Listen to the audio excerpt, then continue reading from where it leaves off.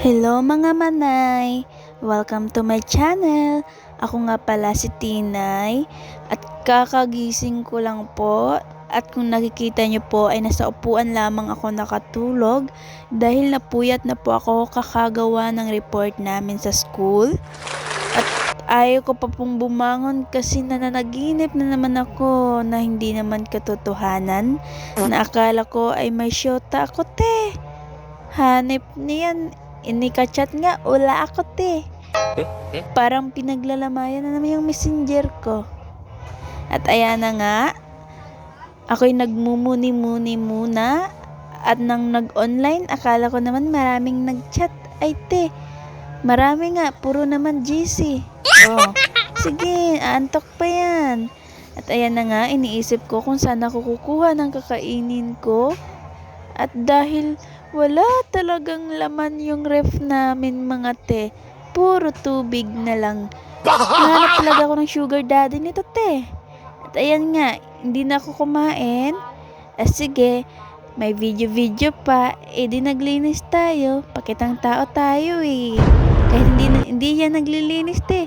Naglilinis lang yan kasi may video, may camera. Oh, ayan. Ang sipag mo naman pala pag may camera eh.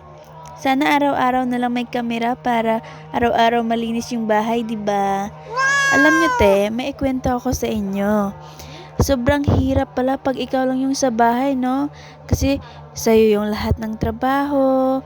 Akala nila porket nasa bahay ka, ay chill-chill ka lang. Di nila alam, daig mo pang magtrabaho sa ibang tao. Oh my God! Oo.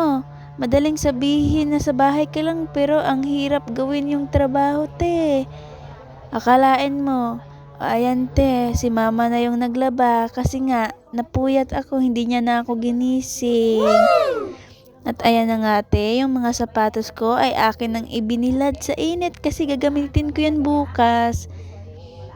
At ayan na nga te, si mama ay sobrang sipag kahit may nararamdaman.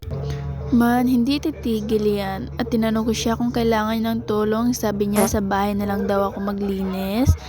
At ayan nga guys, si Papa nagbibisak ng kahoy kasi wala na kaming igagatong.